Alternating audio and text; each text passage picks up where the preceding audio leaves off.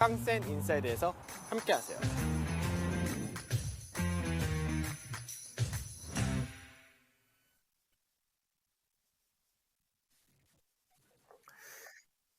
네, 안녕하십니까. 깡센 인사이드 강준현입니다.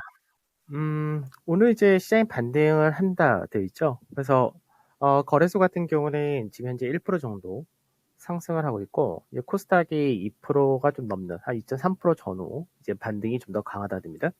오늘 이제 시장에서 그나마 좀 괜찮다라고 하시는 부분은 거래 대금의 증가, 이 부분이 나타난다 이렇게 되는 건데, 예, 물론 이제 어제 시장에서 급락이 떨어질 때 거래 대금이 상당히 많았던 그런 부분도 있었지만, 그걸 제외하면 요 근래 들어서 반등할 때 거래 대금으로는 오늘 증가세가 좀 나온다 됩니다.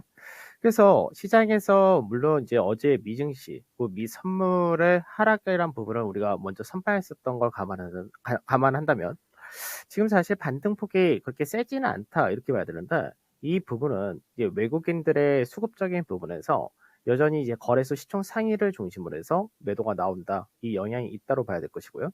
그래서 외적인 쪽에서는 그래도 강세가 나오기 때문에 상승 종목수들이 훨씬 더 많은 그런 모습을 보여준다 되겠죠.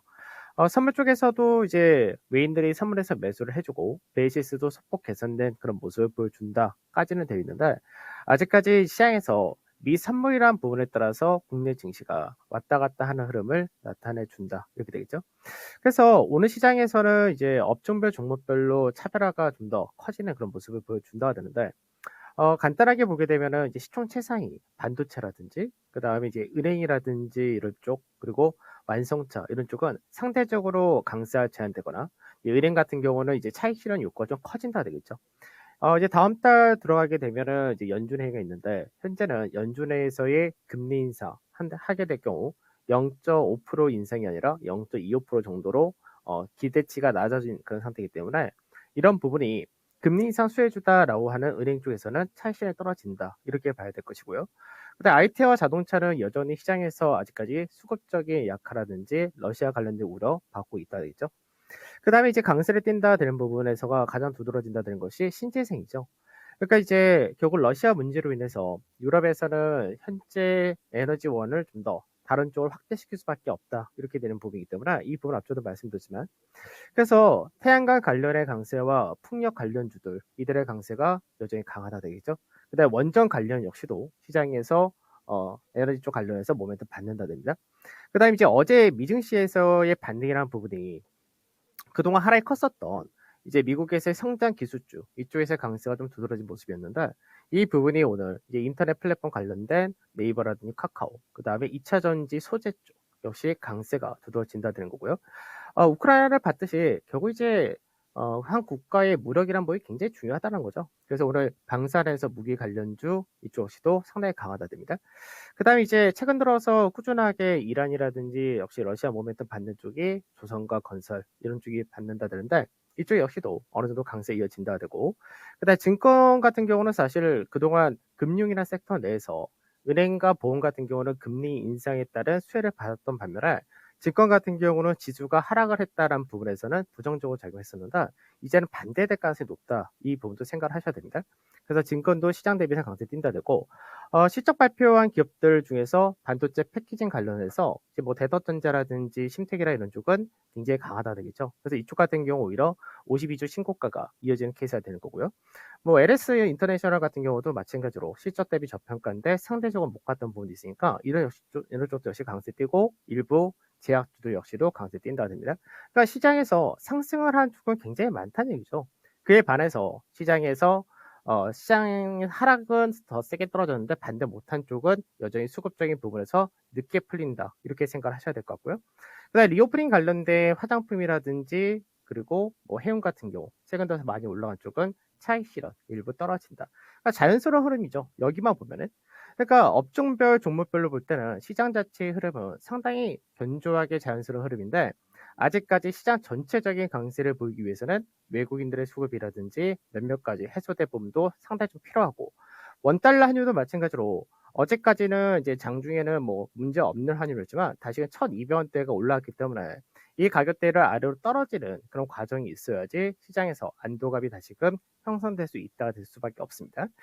자, 그러면 이제 이런 걸 한번 보죠. 이 어제의 기준입니다. 어제 기준으로 해서 올해 2022년 전체적인 업종별 등락이란 건데, 우선은 보게 되면은 거래소 같은 경우 11% 어저께까지가 11% 하락이었고, 그 다음에 코스닥이 한 18% 정도의 하락을 나타낸다 되죠. 근데 그 안에서 보게 되면은 거래소 내에서가 중소형주가 좀 더 강하다 되죠. 그러니까 이 부분은 앞전에 LG에너지 솔루션에 따라서 대형주 쪽에서 매도 물량이 기기적으로 나왔던 부분, 그리고 시장에서 불확실성 요소가 발생이 되면서 외국인들의 매도라든지 이런 것들이 발생됐을 때 오히려 대형 쪽에서가 더 영향을 받고 중소형 쪽이 상대적으로 영향을 덜 받았다는 겁니다. 그러면 상대적 강세가 두드러졌다라는 쪽이 이제 업종이기 때문에 종목에 따라서 좀 다르긴 하지만 은행과 보험이 가장 강한 상승을 보여줬었다 되죠. 그럼 이쪽 같은 경우는 시장이 이제 반등이 나오게 되고 낙폭과대가 돌아가고 업종별 순환이 나타날 수 있는 그런 배경이 만들어진다면 차익 실현 욕구가 발생될 수밖에 없는 쪽, 단기적으로.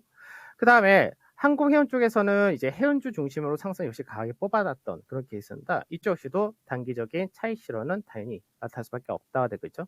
그 다음 유틸리티 같은 경우는 이제 한국가스공사가 최근 들어서 급등을 하면서 올라갔던 케이스인데, 이쪽 역시도 단기적으로는 어느 정도 모멘트에 들어오겠지만 단기적인 차익 실현도 역시 필요하다입니다.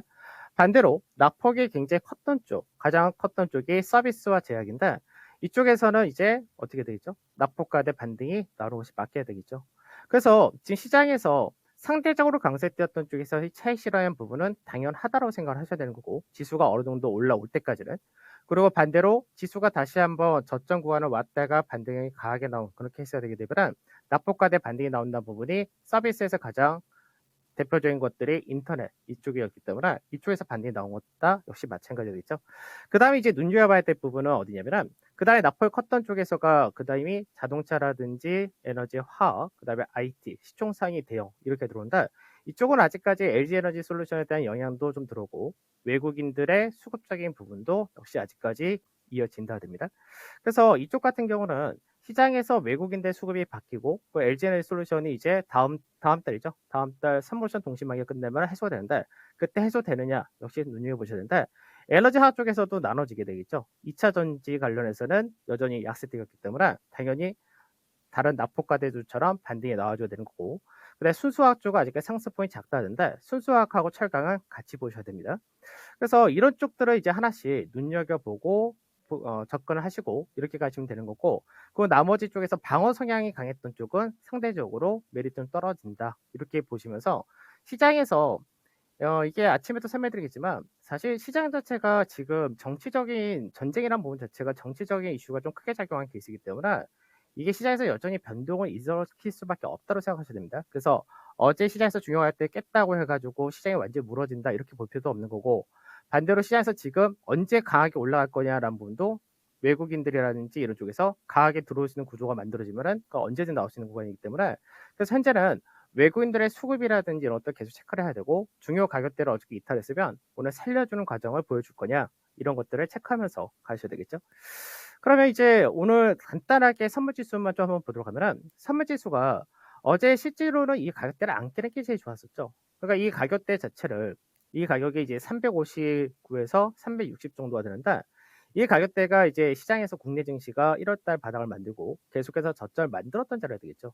그래서 이 라인대를 안 깨는 게 제일 좋았지만 실제로 어제 깼고요. 깨고 나서 밑으로 떠인댔을 때는 사실 지지 라인대가 특별하게 나올 수 있는 자리가 없다 됩니다. 그러면 어저께 깼던 부분을 오늘 살려주는 과정, 그게 오늘은 가장 중요하다가 되는 건데, 추가적인 상승이 세게 나온다 이런 부분보다는 중요 가격대 이 가격대를 안착해 준다, 이게 중요한 거죠. 그럼 시장에서 이 박스권 하단자를 지켜낸다는 부분이 어떤 의미냐면, 중간에 변동성이 센 구간이고 정치적인 이슈라든지 이런 것들이 계속해서 빈번히 나오는 구간이기 때문에 이런 자리대 한번 깨도 바로 살려준다가 되면은 시장에서 그림 자체는 거의 변동이 없다가 되는 거죠. 그런데 우선은 오늘 같은 경우 금요일이다라는 부분도 있고 아직까지 외국인들이 현물에서 매도를 하고 있는 상태이기 때문에 이 라인들을 살려주느냐 이거를 가장 중요하게 보시면 된다. 이 정도 체크하시면 될 것 같고요. 그 다음에 이제 코스닥도 잠깐 보게 되면은, 코스닥 같은 경우는 이제 앞전에 마찬가지죠. 이제 1월달 저점을 2월달 한번 깼다가 그러고 나서 급등이 나오면서 살려놨던 그런 케이스였는데, 코스닥에서는 중요한 가격대가 864포인트. 이 가격대가 중요하다 됩니다. 마찬가지로 이 가격대는 한번 중간에 깼다가 살려놓고 계속해서 이 가격대에서 왔다 갔다 했던 자리이기 때문에 이 가격대를 어저께 이탈했다가 오늘 갭으로 움직이고 지지를 받아주는 그런 모습을 보여준다는데, 그건 마찬가지로 이 안에서 당분간 안착하는 과정, 이것을 보여줘야 되기 때문에 코스닥 같은 경우 이 가격대를 지켜지느냐 정도 체크하시면 되겠죠. 그래서 환율적인 부분도 말씀드린 것이, 환율이 이제 1200원 이하가 들어왔을 때는 외국인들도 좀 더 환물 쪽에서 매수를 하고 매도 자체가 제한적이고 이런 과정이 나왔지만, 지금 현재는 1200원 갈 때 위로 올라왔기 때문에 1200원 이하를 한번 내려가는 과정, 그거를 보여줘야 된다는 거고, 환율 역시 1200원 가격대를 내려오게 된다면 단기적으로는 헤드앤숄더 패턴이 만들어진다, 이렇게 되기도 합니다. 그래서 현재는 그런 과정이 좀 필요하다 정도 체크하시면서 가시면 될 것 같고요. 시장에서 지금 오후장에 그러면은 봐야 될 건 뭐 거의 차이가 없겠죠. 환율이 좀 더 떨어지느냐 이 부분과, 그리고 외국인들이 거래소에 대한 매도 부분이 축소되느냐 요 정도가 되는 거고, 그리고 아까 말씀했던 하단 자리 때 코스닥이나 거래소 선물이나 이쪽에서는 중요 라인대를 회복해서 안착까지 하느냐. 오늘 오전에도 회복을 하긴 했었지만 실제로는 아직까지 안착한 구조가 아니기 때문에 안착하느냐까지 체크하시면 될 것 같습니다. 시장에서 지금은 계속 같은 자리대이고 이슈가 빈번히 나오는 그런 구간이긴 하지만, 아침에도 이제 설명드렸지만 이라크전 그때와 마찬가지로 시장에서 미증시 자체가 우선은 지금 미증시가 바로 다이렉트로 상승을 한다, 이런 구조가 나올 수는 없는 구조입니다. 그렇기 때문에 미증시도 바닥 다지는 과정을 보여줄 텐데, 그 안에서 국내 증시가 먼저 조정도 많이 받았었고 숨고르기라든지 것도 더 많이 했기 때문에 국내 증시에 대해서도 이제 변동이 생긴다 하더라도 결국은 지금의 흐름은 결국 벗어난다라는 부분을 생각하면서 가시면 되지 않을까 싶습니다. 자, 오늘 저는 여기서 마무리하도록 하고 다음 주 뵙도록 하겠습니다. 감사합니다. 네, 러시아 관련 소식 이 시간에도 계속 진행되고 있는데 지수나 환율에 미치는 영향력은 제한적입니다. 우크라이나의 키예프 이 수도를 중심으로 북동 남쪽 3면에서 대규모 러시아군의 진격이 있다라는 소식이 나오고 있고, 또 키예프의 공격이 시작되면서 포성이 일어나고 있다, 이런 소식들 계속되고 있습니다. 시장의 영향력 제한적이네요. 지금 뭐 차익 실현할 쪽, 그리고 또 관심 가질 쪽 조금 전에 확인을 해봤고요. 이제는 퀴즈 정답자 확인해 보겠습니다. 자, 오늘의 정답, 젊은 40대를 보내는 영포티가 정답이었습니다. 젊은 중년 영포티라는 그 개념 오늘 알아봤고요. 오늘 정답자 가운데 추첨을 해서 저희가 음악회 티켓 보내드리는데요. 오늘의 정답자 당첨자입니다. 김호영님, 노바니아님, 싱싱님, 벙벙님, 정현천님, 오늘 당첨되셨고요. 3월 6일 일요일에 있을 음악회 잘 다녀오시길 바랄게요. 지금까지 투자 판단에 도움드릴 수 있는 내용들 전해드렸습니다. 다만 주가의 상승과 하락을 보장하지 않는다는 점 유의하시기 바라겠습니다. 오전장 여기까지입니다. 고맙습니다.